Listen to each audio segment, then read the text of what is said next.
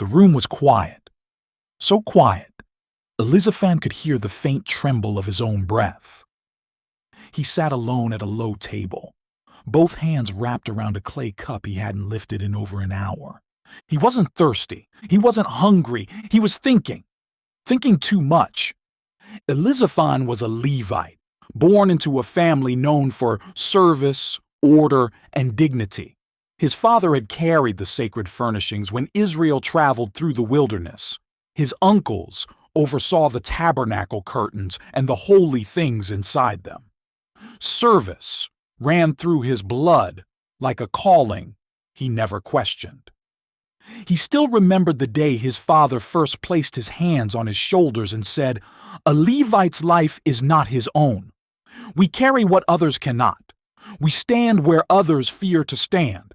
At the time, those words felt honorable. Years later, they felt heavier. Outside, the camp was quieter than usual. No singing, no fires crackling, no children running through the sand. A strange stillness clung to the air as if even the wind was holding its breath. Elizaphan didn't need to ask why.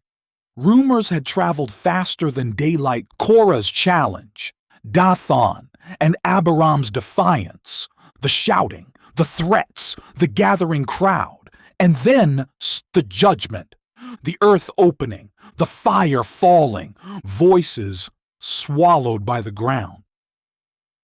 Elizaphan hadn't witnessed it.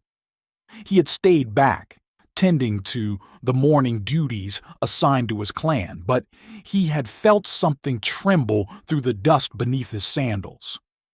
And when he finally looked toward the far edge of the camp, he saw a column of black smoke twisting into the sky like a warning no one wanted to hear. He set the warm cup aside and rubbed his forehead. Korah had been more than a name in the tribe. He was family, older, louder, sharper than most, a man full of passionate arguments, bold ideas, and a constant sense that he was meant for more than what Moses allowed him to do. Elizaphan remembered Korah lifting him up as a child, placing him on his shoulders during feast days. He remembered the booming laugh, the confidence, the way people gathered around him to hear his thoughts. But he also remembered something else, a certain fire behind his eyes whenever leadership was discussed. A fire that had finally burned out of control. Elizaphan exhaled slowly. He knew the pattern well. When judgment fell, fear followed. And when fear followed, someone had to step forward to address what remained. His family, the Kohathites, were always the ones called into the middle of sacred things, holy things, dangerous things. And now, something unholy lingered in the camp, something that needed to be dealt with. Not by Moses, not by Aaron, by someone older families trusted, by someone calm, by someone steady, by someone like him. Elizaphan stood up slowly, his joints complaining from sitting too long. He crossed the room and reached for his outer cloak. He didn't rush. He didn't panic. He moved with the resolve of a man who had spent a lifetime preparing for tasks he never wanted but always accepted. Outside his door, 2 elder Levites walked past, whispering. They say the fire consumed them instantly. They say the censers are still lying there, still hot, still marked by judgment. And who will gather them? No one volunteers. Elizaphan paused. The censers, the bronze instruments Korah's followers used when they challenged Aaron. Instruments meant for holiness, twisted into rebellion. They couldn't be left out in the open. They couldn't be touched by anyone not called to sacred duty. A Levite had to deal with them. Elizaphan felt the pull, deep, unmistakable, familiar. Not a voice, not a command, just a knowing. A Levite's life is not his own. He pulled his cloak around his shoulders and stepped into the darkening evening. The path toward the site of judgment lay ahead, marked by a faint curl of smoke rising into the sky. The camp hoped someone else would go, but Elizaphan already knew this responsibility was waiting for him, and he would answer it.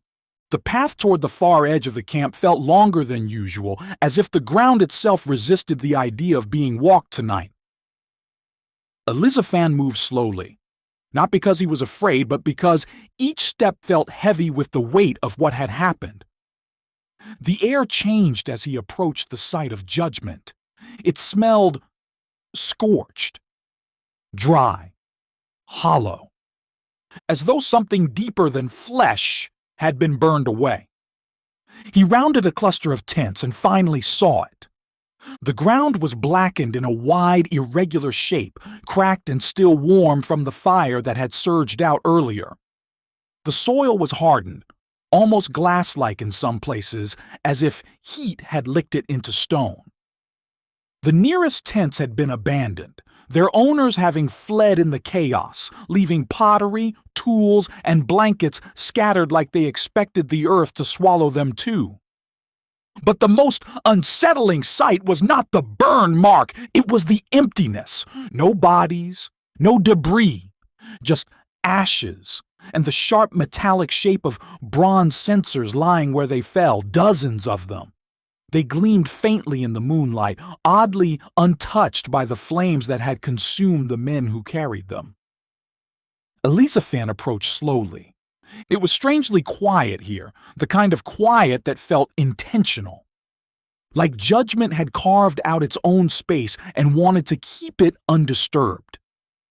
He crouched beside the nearest censer and extended a hand, then stopped an inch above the handle. His father's training echoed in his mind. Holy objects carry memory. Touch nothing too quickly. He pulled his hand back and surveyed the area again. He wasn't alone. A tall figure stood near the far edge of the burn site, motionless. At first, Elizaphan thought it was a guard, but as he stepped closer, the figure turned. It was Aaron, but not the Aaron the people usually saw, the confident high priest, the steady one. Tonight, Aaron looked worn, older, eyes dim with grief. His shoulders sagged beneath the embroidered robes, as if the weight of the breastplate stones pressed deeper than usual. When he saw Elizaphan, Aaron let out a long, heavy breath. "I knew," Aaron said quietly, "that you would come." Elizaphan nodded once. He didn't ask how Aaron knew. He didn't need to. Some responsibilities ignored the path of command and walked straight to the man meant to carry them. Aaron looked back at the scorched ground. "There were many today who lifted censers they had no right to lift," he said, "and the people still do not understand the danger."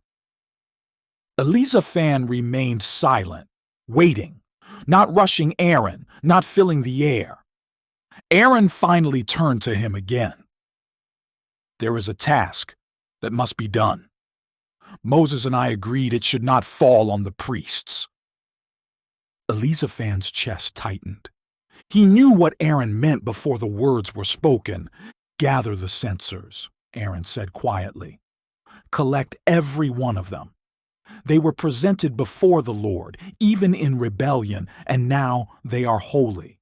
They must not remain here." Elizaphan swallowed.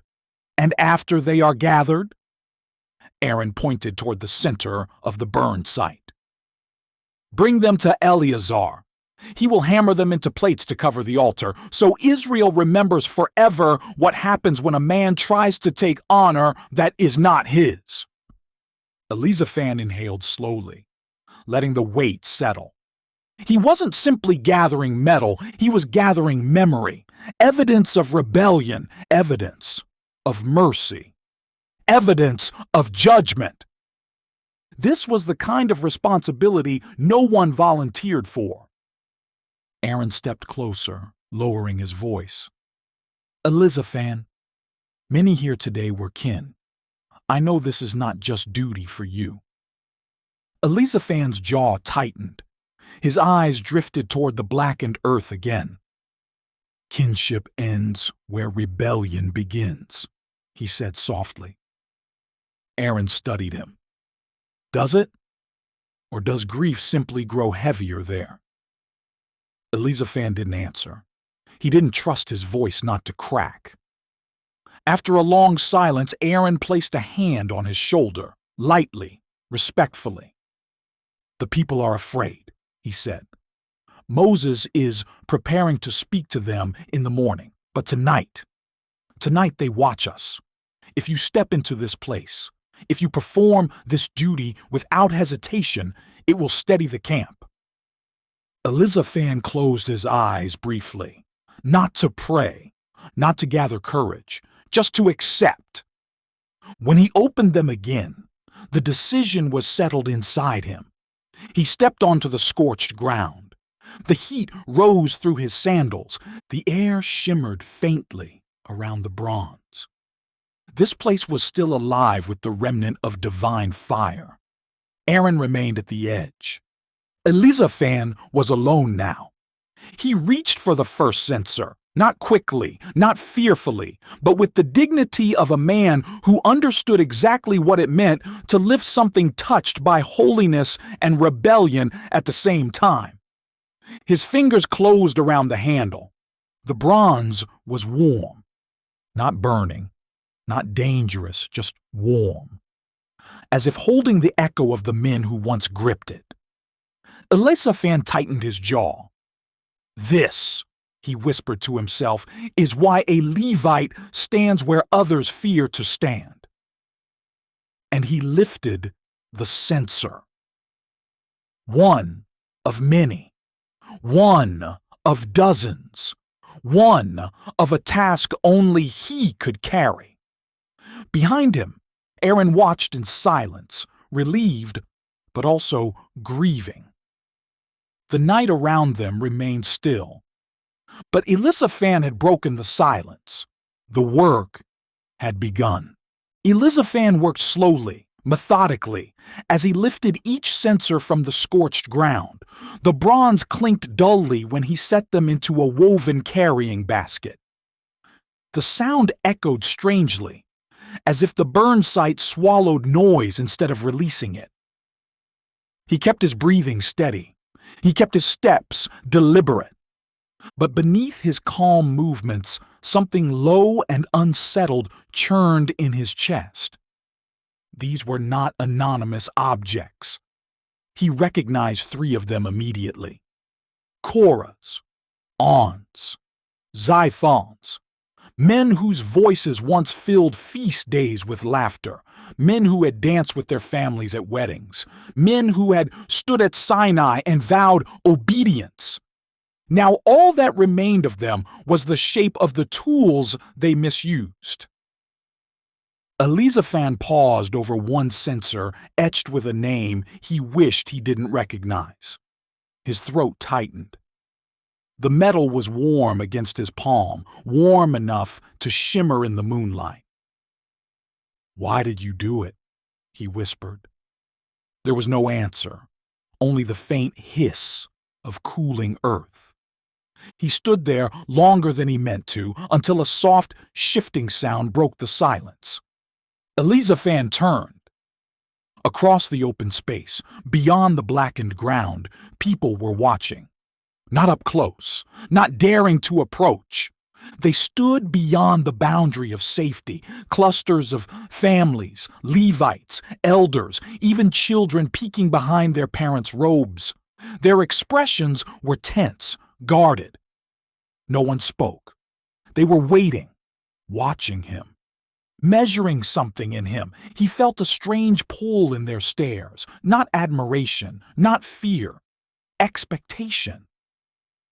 A woman whispered to her husband, "He's touching it. How can he stand there?" A man murmured, "If he can walk on it safely, maybe God's anger is finished." Another voice, sharper, said, "Or maybe this is just the beginning." Elizaphan straightened slowly. He hadn't expected this. He thought he would gather the censers in solitude, but instead, his steps across the burn site became a silent announcement to the camp. Someone is doing the work we are terrified to do. Eleazar approached from the opposite side, moving carefully around the scorched perimeter. He wore simpler robes than Aaron, but his expression held the weight of a man who had spent the day watching families crumble. "Elizaphan," Eleazar called gently. "How many have you gathered?" Elizaphan lifted the basket. 14 so far." Eleazar nodded, but his eyes were scanning the crowd behind them. "More people are gathering," he said quietly. "I didn't expect that." Elizaphan set another censer inside the basket before responding. "They're afraid to get close, but they cannot look away." Eleazar exhaled through his nose. Fear spreads quickly, but fear mixed with grief. He shook his head. That can turn into anger. Elizaphan frowned. "Anger toward who?" Eleazar hesitated. "That," he said, "is what concerns me." Elizaphan followed his gaze toward the far side of the onlookers. A group of men stood shoulder to shoulder, their faces carved with bitterness more than sorrow. They weren't watching Elizaphan with relief or curiosity. They were studying him, judging him. One of them, Selah, Korah's cousin, leaned forward and muttered something to those beside him. Their eyes narrowed. Elizaphan felt the shift immediately. Selah's voice rose just loud enough to carry. "So now he claims the right to clean up after God? Convenient. Makes him look righteous in the eyes of the camp." Elizaphan's jaw tightened. Eleazar's brow furrowed. "That is dangerous talk." Selah stepped closer, spewing words meant to sting. "You're quick to handle their ashes, Elizaphan. Did you mourn them as quickly as you gather their remains?" Elizaphan inhaled slowly, keeping his composure. "Selah, this task is not about honor or appearance. It is duty." But Selah was not listening. "Duty?" he scoffed. "You do this, and then what? Lead us next? Replace Moses? Replace Aaron? Replace Korah?" The last name hit like a strike. Elizaphan felt a knot tighten in his chest, not from insult, but from the realization Korah's supporters had not vanished with the earth. Some still burned inside. Eleazar stepped forward, raising a calming hand. "This is not the time for accusation. The camp is wounded enough." But Selah spit on the ground. "We followed Korah because we believed Moses was claiming too much authority. And look now! Even before the ashes cool, other Levites step into positions that were not theirs." Elizaphan kept his voice low. "I step into nothing. I simply do the work no one else will." "That is exactly how power begins," Selah said grimly. The crowd shifted uneasily. Fear, anger, suspicion. Eleazar whispered to Elizaphan, "Collect the rest quickly. I fear this tension will grow by morning." Elizaphan nodded and stepped deeper into the burn site, forcing himself to stay steady. The final censers lay near the center, 3 of them, arranged in a way that suggested their owners had been standing shoulder to shoulder before the fire fell. He picked them up one by one, but when he reached the last censer, something unexpected stopped him. A faint imprint in the hardened soil, not a footprint. Not burned debris, an outline of fingers. As if someone had clawed the ground in their final moment. Elizaphan's hand trembled for the first time that night. He whispered, "Lord, how close they came to destroying all of us." Behind him, Eleazar's voice carried across the site. "Elizaphan, bring them. The crowd grows restless, and the night is not as quiet as it appears." Elizaphan lifted the last censer and stood tall. He would finish the task. He would face the whispers. He would carry the memory because someone had to. And the camp wounded, grieving, trembling, watched him as if his steadiness could keep judgment from returning. By the time Elizaphan delivered the final basket of bronze censers to Eleazar, the moon stood high, washing the camp in pale light. Eleazar received the basket with solemn hands, as though accepting the weight of an entire generation's mistake. "These must be melted down before sunrise," Eleazar said quietly. "If the people wake and see them still lying there, the fear may turn violent." Elizaphan nodded. He understood too well. The burn site had already become a kind of forbidden landmark, a reminder of what happened when pride clothed itself in holiness. Eleazar motioned for him to follow. They walked behind the tabernacle, where a large pit smoldered faintly from the day's sacrifices. Several young Levites waited nearby, their faces pale and unsure. Eleazar set the basket down. "We begin," he said. The younger Levites hesitated, looking nervously at Elizaphan. One of them finally whispered, "Are we really supposed to touch these? They're cursed." Eleazar's tone sharpened just enough to cut through the fear. "These objects are not cursed," he said. "They were misused. There is a difference." Then he turned to Elizaphan.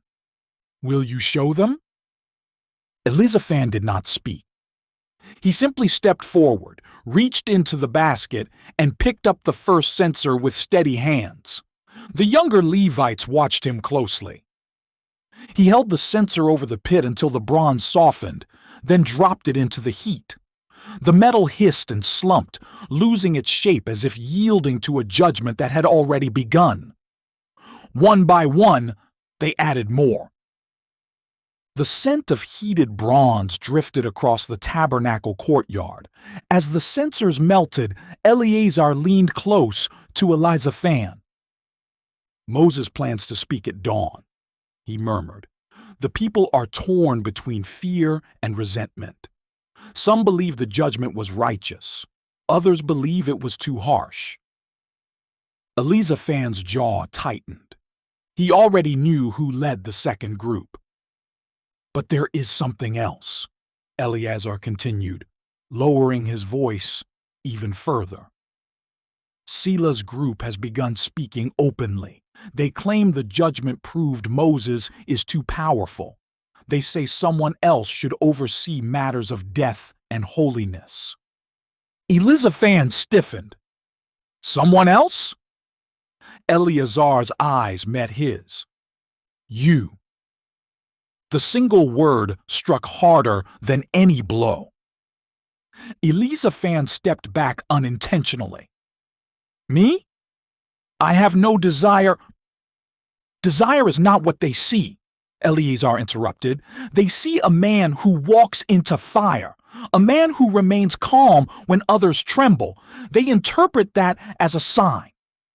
Elizaphan shook his head. "It was duty, nothing more." "To you," Eleazar said quietly, "but not to them." A hard clang broke the moment. One melted censer collapsing fully in the pit. Sparks jumped upward. Elizaphan looked away from Eleazar, his expression troubled. He had spent his entire life avoiding attention. He preferred tasks done in the shadows, unseen, unpraised, unthanked. The idea that anyone would twist his obedience into ambition made his stomach twist. Eleazar placed a hand on his arm. "I tell you so, you may protect yourself. The camp is unsteady, and men in grief search for new pillars to lean on or to tear down." Before Elizaphan could respond, a shout echoed from the far end of the camp. The young Levites startled and stepped back. Murmurs rippled through the shadows. Footsteps approached, many of them. Elizaphan and Eleazar exchanged a look and moved toward the commotion. As they rounded the corner of the Tabernacle courtyard, they saw a gathering of people forming in the dim light of hastily lit torches. Selah was at the center, his voice sharp and carrying. "Korah is gone! Yes, but does that mean Moses is without fault?" he shouted. "Does that mean we must bow our heads and pretend this judgment wasn't too extreme? Does it mean we should allow the same hands that struck down our brothers to continue ruling us?" The crowd muttered.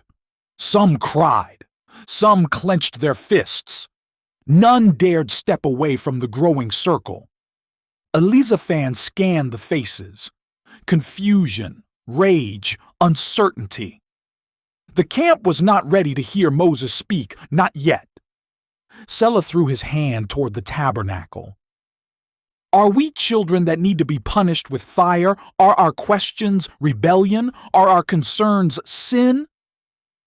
The moment trembled. All it needed was one spark to become something far more dangerous than Korah's defiance. And then, suddenly, Selah's gaze landed on Elizaphan. His voice rose with cutting clarity. "Ask Elizaphan," he cried. "Moses trusts him more than any of us. Let him say it. Is this truly God's judgment or Moses' anger?" A hush fell. Elizaphan did not move. His heartbeat slowed, becoming strangely steady. This was not what he wanted. He didn't ask for this moment. He didn't seek influence. But now, the entire camp, bruised and frightened, turned toward him, waiting for him to confirm their fears or quiet them. Eleazar stood beside him, tense. "You do not have to answer," he whispered. But Elizaphan knew he had to, not to take power, not to defend Moses, not to shame Selah, but to keep the camp from cracking in half. He stepped forward. His voice when he spoke was calm, but carried like a slow-moving river. "I will tell you only what I know," Elizaphan said, "and nothing more." The people leaned in. He pointed not at Moses, but at the ground beneath their feet. "This earth," he said softly, "does not open at a man's anger, and fire does not fall from heaven for personal quarrels." He let the weight of those words sink in. Korah was not judged because he asked questions, Elizaphan continued. He was judged because he claimed a holiness that was not his, and he led others into the same danger. This judgment was not harsh. It was mercy. Whispers swept through the crowd. Elizaphan's gaze hardened, not cruel, but unflinchingly truthful. "And if we pretend otherwise," he said, "we will be the next to forget where holiness ends and pride begins." The torches flickered in the silence that followed.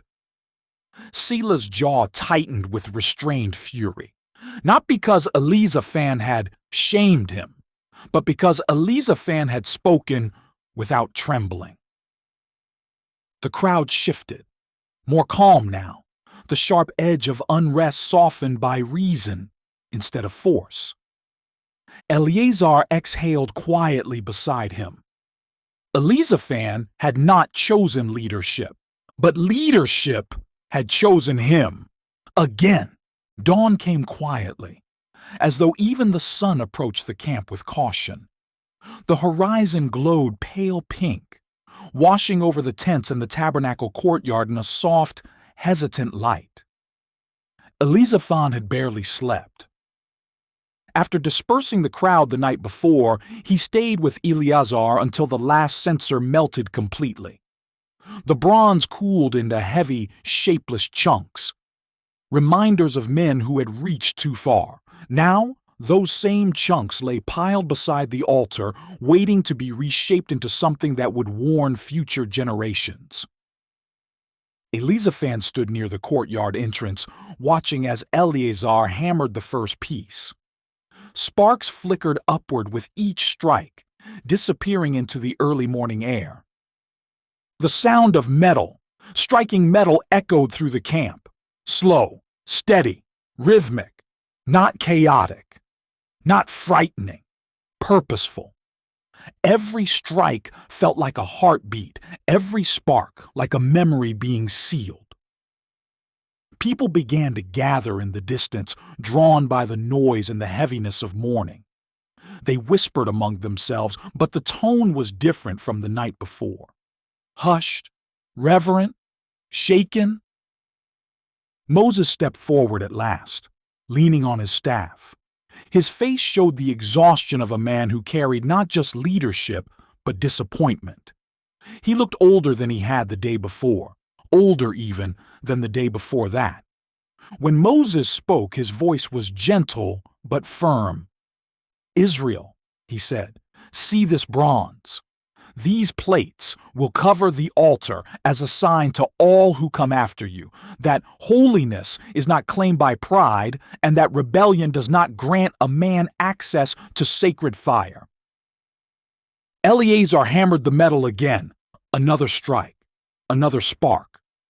Moses continued, "These were the censers of those who sinned. Let this be a memorial to prevent others from following their path." The crowd listened, quiet and somber. Elizaphan watched Moses carefully. He saw something in his eyes he had not expected.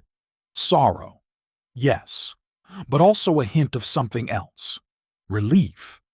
As if Moses had feared the camp would not listen after such a devastating judgment, and was grateful to see their hearts softening even a little. When Moses finished speaking, he motioned for Elizaphan to come forward.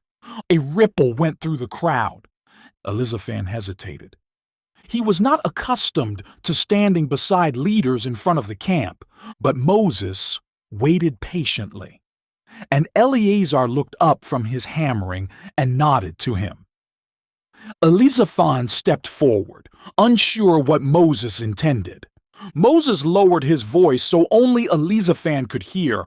"The people listened to you last night," Moses said. "More than they listened to fear, more than they listened to Selah. You steadied them." Elizaphan swallowed. "I only said what was true." "Truth spoken by the right voice, at the right moment," Moses replied, "is more powerful than the loudest rebellion." Elizaphan looked away, uncomfortable with praise. But Moses wasn't finished. "There is unrest among the Levites," he said quietly. "Korah's death left a wound deeper than we expected. His supporters are not as few as we hoped, and they are not all misguided. Some are grieving. Some are confused." Elizaphan tensed. "What do you need me to do?" Moses sighed, a weary sound that seemed to come from years of carrying a people who alternated between devotion and defiance. "I need someone to help them understand," Moses said. "Not with force, not with threats, with steadiness." Elizaphan felt the weight of the request settle over his shoulders. He had spent his life serving silently. Now Moses was asking him to serve visibly. "I am not a teacher," Elizaphan said quietly. "I am not a leader." Moses studied him with kind, tired eyes. Leadership is not the task. Presence is. Before Elizaphan could respond, a sharp clang rang out, louder than the others. Eleazar lifted a finished bronze plate from the pit, glowing faintly in the morning light. As Eleazar held it up, the crowd murmured. The plate shimmered with a strangely beautiful sheen, a memorial forged from rebellion. Elizaphan stared at it, feeling something shift inside him. Sacred things were not always beautiful. Holy reminders were not always gentle. Some lessons came from ashes. Across the courtyard, he noticed a familiar figure watching from the shadows, Selah. But Selah was not shouting today. He was not stirring unrest. He was simply watching, intensely, calculatingly, as though Moses' quiet conversation with Elizaphan revealed something he didn't like. Their eyes met, and Selah's expression hardened. Eleazar's hammer struck again, a sharp, ringing crack. Elizaphan tore his gaze away and turned back to Moses. "Moses," he said quietly, "if you need me to stand in places that are unstable, I will stand." Moses nodded with weary gratitude. "Then we may get through this day without the camp tearing itself apart." As the bronze plates continued to form, Elizaphan felt the weight of the moment settle deeper. Not the weight of leadership, not the weight of authority. The weight of being the one who must hold steady when others tremble. The weight he never asked for, but could not refuse. The morning sun rose higher, warming the camp and waking people who had spent the night in uneasy silence. But warmth did little to dissolve the tension. Elizaphan walked through the inner courtyard of the tabernacle, intending to meet Moses for further instruction. He expected something simple, perhaps helping the elders organize the families still shaken from the judgment. What he did not expect was violence, not open violence, but the kind that hides beneath whispered conversations and stiff postures. As he rounded the linen fence, he saw two groups of Levites facing one another, Kohathites on one side, Gershonites on the other. The air between them buzzed with restrained hostility. At the center stood a man named Hadan, a Gershonite known for his bluntness. "We have carried the tabernacle curtains since the days of Sinai," Hadan snapped. "But suddenly the Kohathites act as though they alone bear the weight of holiness." A Kohathite elder shot back. "We carried the ark and the altar. You resent the responsibility God gave our clan." Hadan scoffed. "No? We resent how you elevate yourselves because of it?" The two sides murmured in agreement, feeding off each other's frustration. Elizaphan froze. This was the wound Moses feared. Not rebellion, not another Korah rising, but a quiet split among the Levites themselves. Division inside the tribe that held the camp together. Elizaphan stepped forward, but before he could speak, someone noticed him. "Elizaphan!" Hadan barked. "Come tell us, are we less holy because our duties differ?" Elizaphan's stomach tightened. He didn't want this. He didn't ask for this. But now dozens of eyes turned his way. A Kohathite elder crossed his arms. "Yes, Elizaphan, tell them. You stood in the judgment fire. You collected the ashes. Surely Moses trusts you above us all." A dangerous statement. Even more dangerous was the way the Kohathites absorbed it, some straightening, others nodding, as though pride warmed them. Elizaphan stepped into the open space between the two groups. "Hadan," he said, voice steady, "what do you believe we, the Kohathites, have done wrong?" Hadan's jaw clenched. "Your cousin led men into judgment yesterday, and today, instead of humility, some of you walk as though God has honored you." Murmurs rippled across the group. Elizaphan nodded slowly. "You are correct." The Kohathites stiffened, offended, but Elizaphan wasn't finished. Korah's death should have humbled us more deeply than anyone, he said. He was family, our family. His fall is our warning, not our badge of honor. A few Kohathite men lowered their eyes. Elizaphan turned to the Gershonites. And no clan among us is holier than another. You carry the curtains that shield the presence of God. Without you, the tabernacle would stand naked before the world.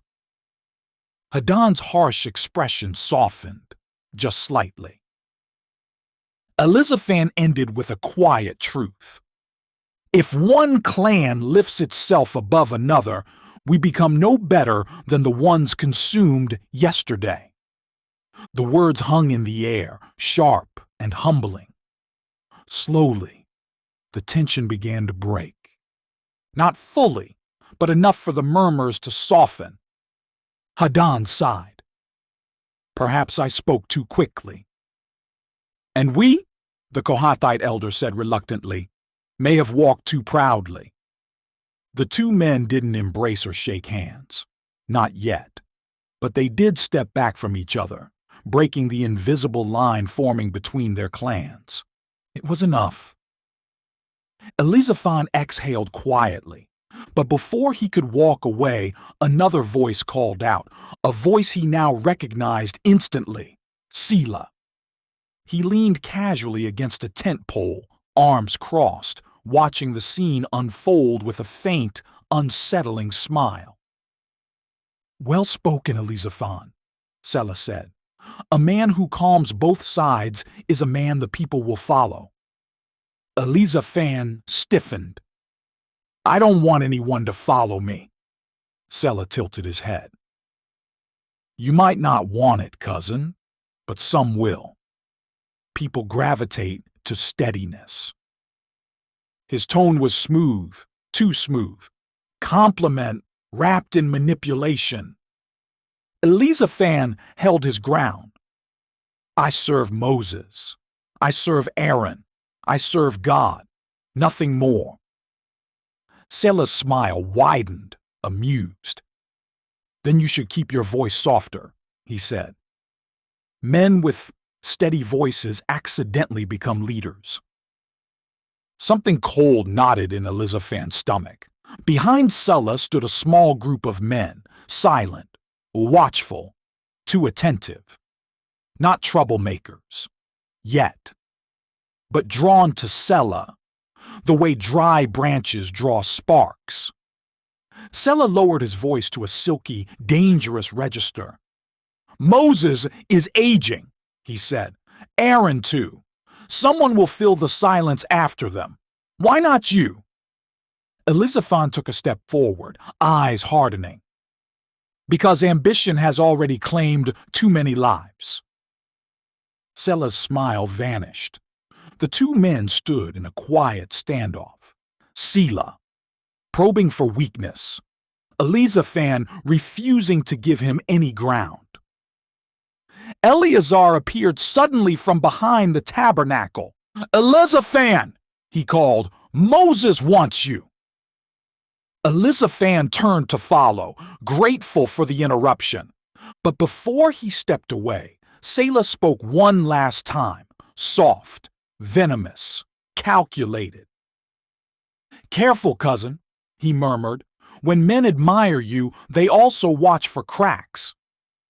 Elizaphan walked toward Moses with a growing heaviness. He now understood something deeply unsettling. Korah's rebellion had ended, but its shadow had not. And Selah wasn't trying to overthrow anyone. He was trying to reshape the loyalty of the camp. One moment of influence at a time. Moses waited beneath the woven canopy beside the tabernacle entrance, leaning heavily on his staff. His face looked worn, not just from age, but from bearing the grief of a nation. When Elizaphan approached, Moses gave a small, tired nod. You calm the clans, Moses said quietly. Eleazar told me. Elizaphan's shoulders stiffened. I only reminded them of truth. That, Moses replied, is the difference between peace and bitterness. Elizaphan lowered his gaze slightly, uncomfortable with praise, but Moses continued before he could deflect it. There is something I need you to do, Moses said. Not publicly, not in front of the camp, quietly. A prickle of unease ran through Elizaphan's spine. Moses only gave assignments quietly when they dealt with wounds too painful for the people to face openly. Come, Moses said, motioning him into the shaded enclosure. Inside were 3 families seated on rugs, women with red-rimmed eyes, children clutching at their mothers' robes, elderly parents staring blankly at the ground. They were the families of the men who had been consumed by fire.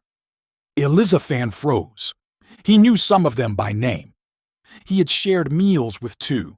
He had played in the sand with one man's children during Sukkot years earlier. Pain twisted deep in his chest. Moses spoke softly. They will not speak to me. They will not speak to Aaron. To approach the leaders is to them acknowledging that their fathers were wrong. Elizaphan's throat tightened. They need someone who carries authority, Moses continued, but not authority they resent. Understanding dawned, slow, reluctant. He was not here to perform a ritual. He was not here for judgment. He was here to sit in the ashes of grief with them, as a Levite, as a relative, as a man unafraid to walk into fire. Moses placed a gentle hand on his arm. Elizaphan, speak with them. They listen to you even when they refuse to hear anyone else. Elizaphan swallowed hard. Why me? Moses looked at him with a tired kind of affection. Because you carry pain without letting it poison you. Those words struck deeper than anything Selah had uttered that morning. Elizaphan knelt before the family slowly, his movements measured so as not to startle the children. He bowed his head in respect. He didn't speak immediately.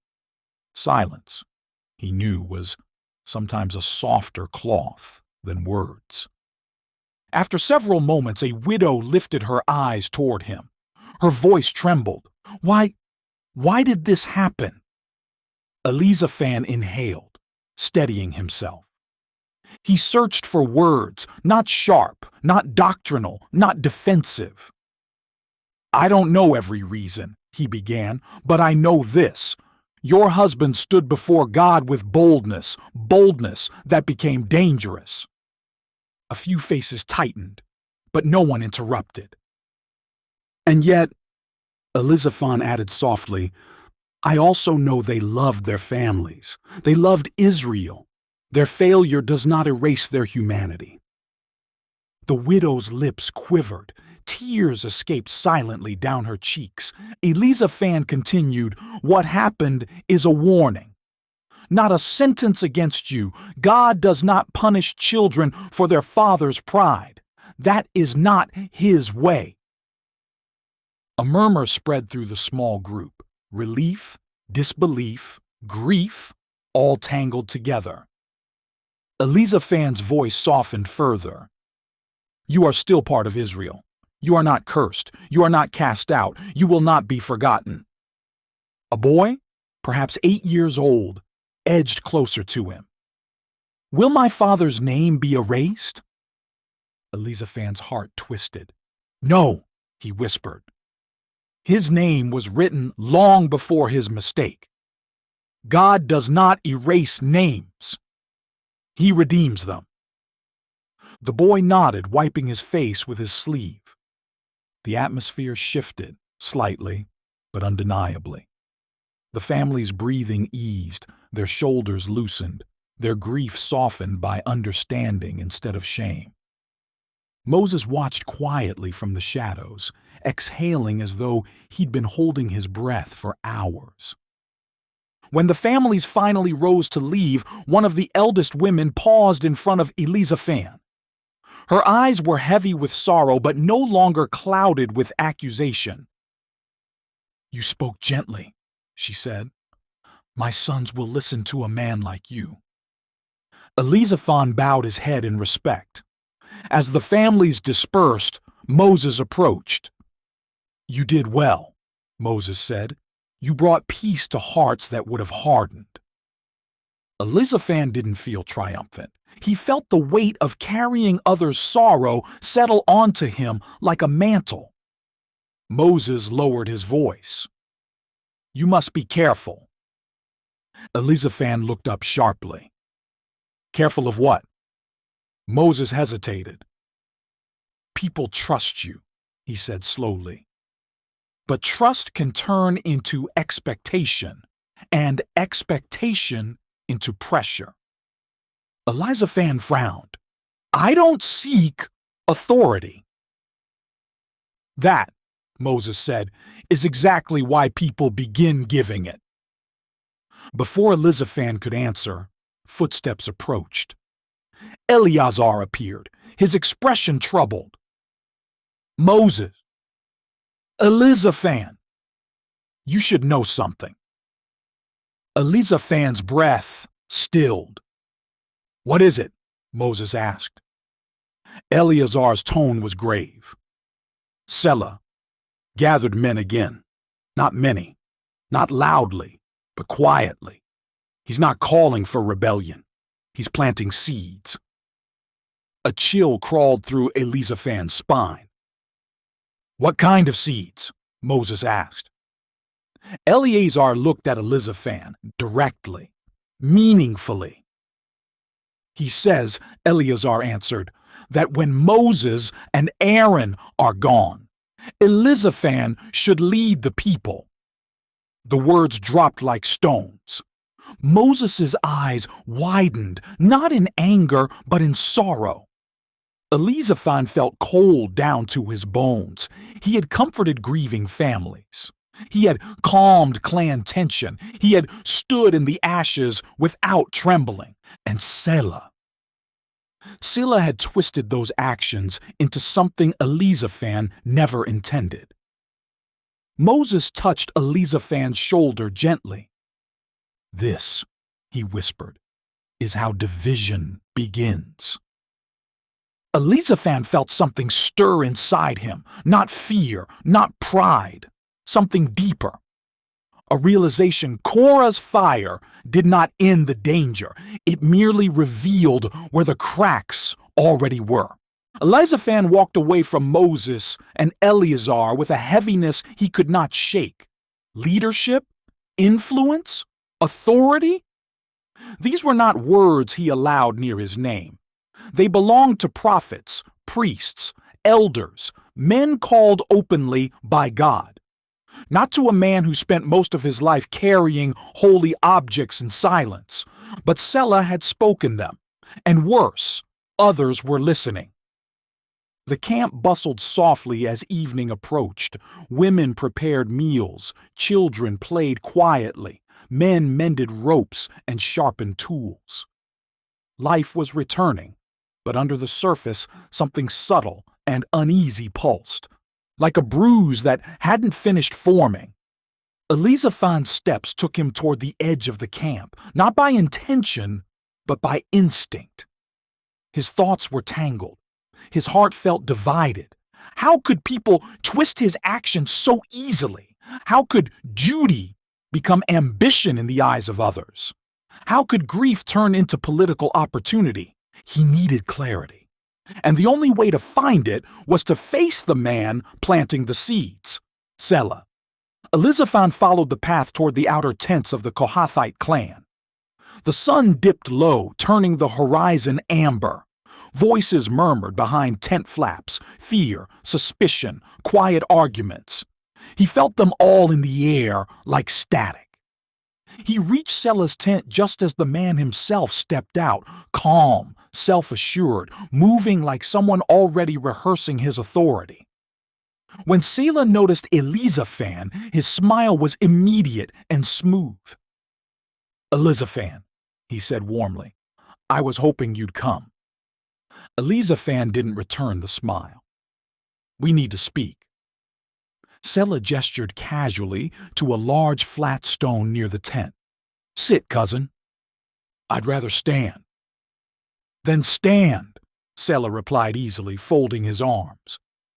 I have nothing to hide. Elizaphan held his gaze. I heard what you told the men. About me. About leadership. Selah didn't flinch. Yes. Why would you say such things? Selah tilted his head. Because they're true. A muscle in Elizaphan's jaw tightened.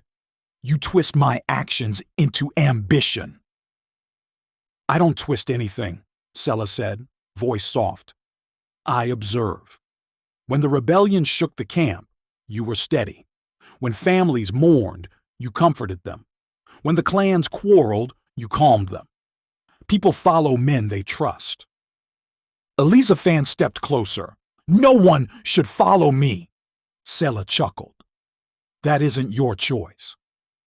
That is exactly my choice, Elizaphan snapped more sharply than he intended. Selah's smile faded. You misunderstand, cousin, Selah said quietly. Leadership is not taken, it is given.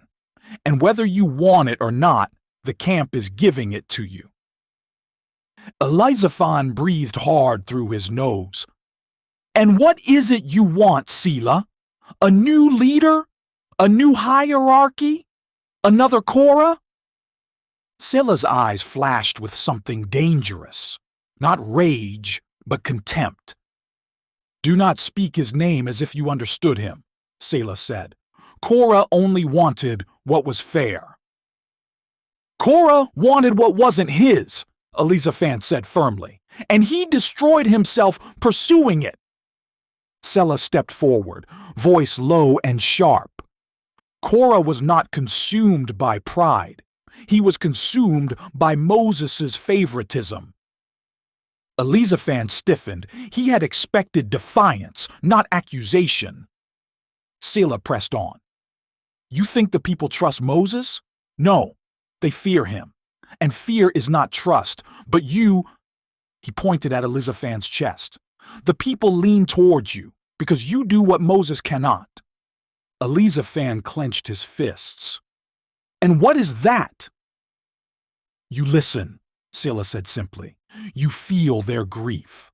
Moses speaks for God, but who speaks for the people? Elizaphan shook his head. That is not my role. Selah's tone cooled further. Roles change. Elizaphan stepped back as though struck. You're trying to make me into something I am not. I'm trying, Selah replied, to prevent the next judgment.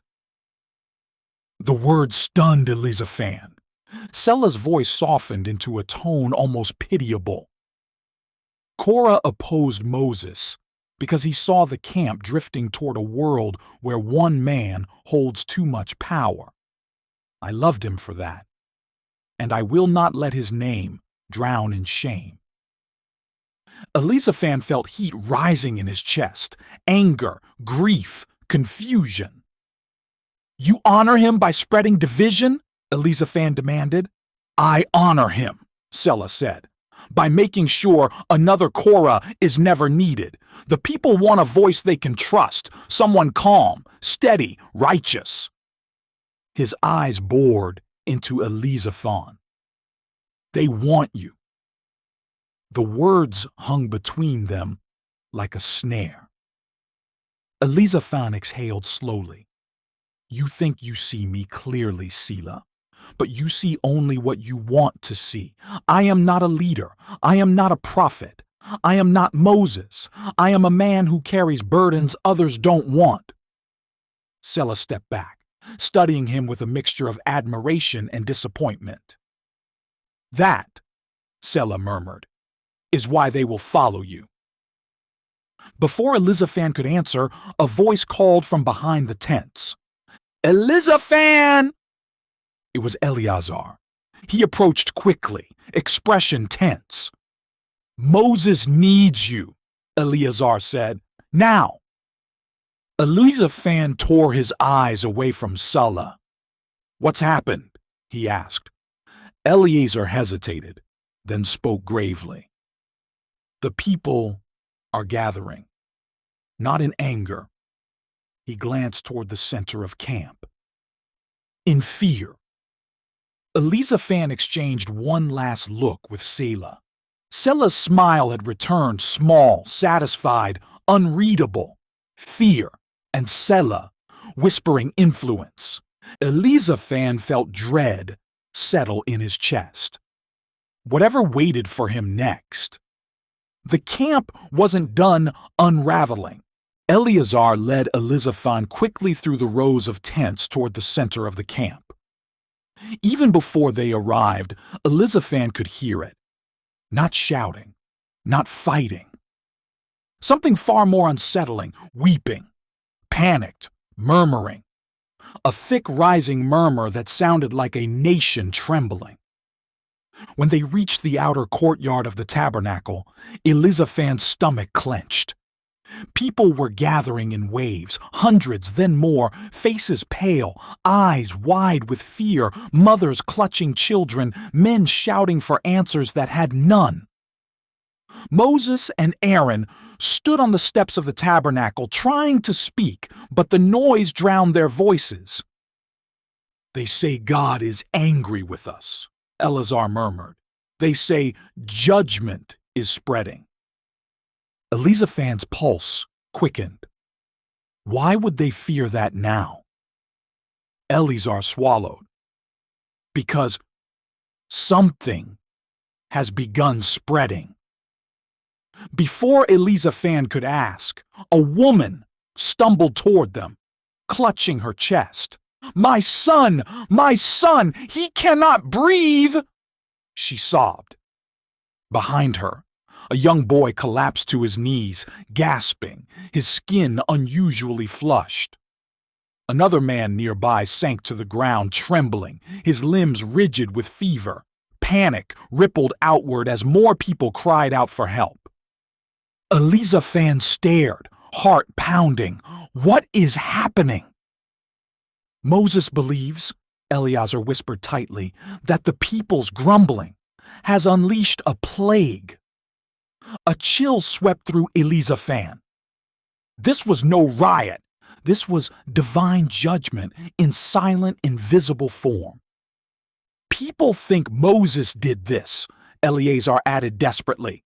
"They say his anger is killing them." And then Elizaphan understood the danger. Not just the plague, not just fear, but blame. Blame aimed at Moses and Aaron. Blame whispered by Selah in the shadows. Blame that could split the nation apart if it spiraled further. Moses tried to speak over the rising cries. "Israel, listen, this is not from my hand. You must—" But a man shouted over him, voice sharp with panic. "Then why do our children fall sick? Why do the innocent suffer? The ground swallowed our brothers. Now this, what will be left of us?" A wave of agreement surged through the crowd, terrified, irrational, ready to latch onto any explanation. And then someone shouted the words Elizaphan feared. "This is what happens when one man holds too much power." The crowd roared. Men stepped forward. A woman screamed for her dying husband. Eleazar grabbed Elizaphan's arm. "If this continues, there will be chaos." Elizaphan's breath tightened. "What can I do? They look to Moses, not to me." "No," Eleazar whispered fiercely. "They look to you. Last night, this morning, the clans, the families, they listen when you speak." Elizaphan felt the truth hit him like a blow. He didn't want this. He never wanted any of this. But the camp was unraveling, and Selah, standing at the edge of the crowd with arms folded, watched everything with a calculating calm. If Moses fell into blame, Selah would rise in influence. If Aaron faltered, Selah would stir resentment.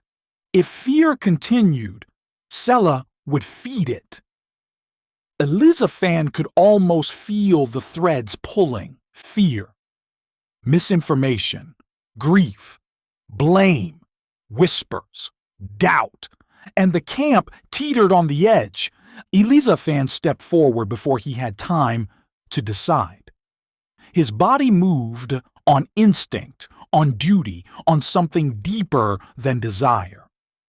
He climbed onto one of the stone platforms beside the altar. He raised both arms. He didn't shout. He didn't plead. He simply spoke. Israel. One word. But the moment it left his mouth, the crowd began to still, not instantly, not perfectly, but with a slow ripple, like wind calming churning water. Faces turned toward him. Mothers quieted their crying children. Men lowered their clenched fists. Even Moses paused. Selah's expression darkened. Elizaphan's voice carried, calm even, a voice that refused to tremble. This plague is not a punishment for asking questions, he said. It is a warning against allowing fear to become rebellion. A hush spread. You cry out that Moses holds too much power, he continued, but power did not swallow the ground. Power did not call fire from heaven. Power does not move through this camp tonight. He touched his chest with a steady hand. God does. The crowd wavered, not in revolt, but in fearful realization. Elizaphan lifted his voice slightly. And God has given us a way to stop this. Moses looked at him sharply, but not in anger, in something closer to relief. Elizaphan continued, If we turn against one another, the plague will spread. If we accuse without understanding, the camp will crumble. But if we humble ourselves, if we come together instead of tearing apart, mercy can still reach us. A trembling man shouted, What must we do? And before Elizaphan could answer, Moses stepped forward, seizing the moment Elizaphan had opened. Aaron must take his incense and run into the midst of the people, Moses cried. He will stand between the living and the dead. Gasps spread through the camp. Incense? In the middle of the plague? But Eleazar nodded. It is the only way to stop it. Aaron immediately moved to gather the coals, his old hands trembling but determined. Elizaphan turned back to the people. Make room, he said firmly. Do not crowd him. Do not argue. Let the high priest intercede for all of us. The camp parted in slow waves. Aaron lifted the burning incense high and walked straight into the chaos. Elizaphan watched him go with a tightness in his throat he could not name. The man was old, more fragile than he once was, but his courage never dimmed. Selah watched too, expression troubled, calculating, as if Aaron's display disrupted a carefully laid plan.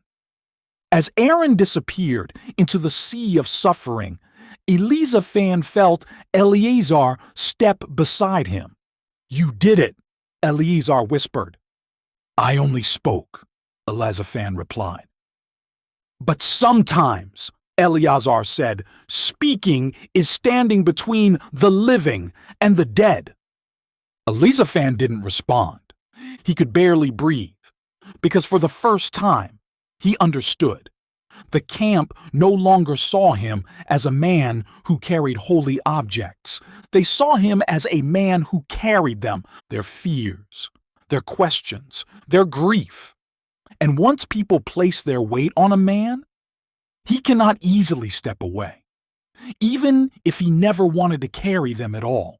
Aaron moved through the sea of suffering like a lone torch in a collapsing night. his incense burning, his prayers rising, his steps steady even as cries of pain echoed around him. Elizaphan watched in tense silence, his hands clasped so tightly his knuckles whitened. The smoke drifted outward in slow, curling waves. The trembling bodies began to still. The cries began to quiet. And then, as if an invisible hand had drawn a line through the camp, the plague stopped. Not gradually, not softly. It stopped the moment the high priest stood between the living and the dead. A hush fell over the camp. Mothers wept. Men sank to their knees. Even the wind seemed to hold its breath. Eleazar released a shaking sigh. Moses bowed his head. But Elizaphan, he felt something break inside him. Something heavy. Something he had been holding together for far too long. Because he had seen the fear in the people's eyes. He had seen the near rebellion rise again. He had seen how close the nation came to turning on its own leaders, and how quickly Selah's whispers had fed the fire. And he had stepped into a role he never wanted, a role many now expected him to fill again. As the crowd dispersed slowly, exhausted, relieved, humbled, Selah lingered at the edge of the scene. He didn't look triumphant this time. He looked unsettled. When Elizaphan turned to leave, Selah stepped into his path. "You changed everything tonight," Selah said quietly. Elizaphan didn't answer. "Do you understand what they saw?" Selah pressed. "A man who calmed the people when Moses could not. A man who stood firm when fear consumed them. They will look to you now." Elizaphan's eyes narrowed. "That's the problem." "The problem?" Selah scoffed. "Elizaphan, this was your moment." "It was God's moment," Elizaphan interrupted sharply. "Not mine. Not yours. His." Selah's expression twisted, a blend of frustration, disbelief, and something like mourning. "You really don't want it, do you?" he whispered. "What?" "The influence. The authority. The chance to shape the camp the way it should be." Elizaphan stepped closer, his voice low and steady.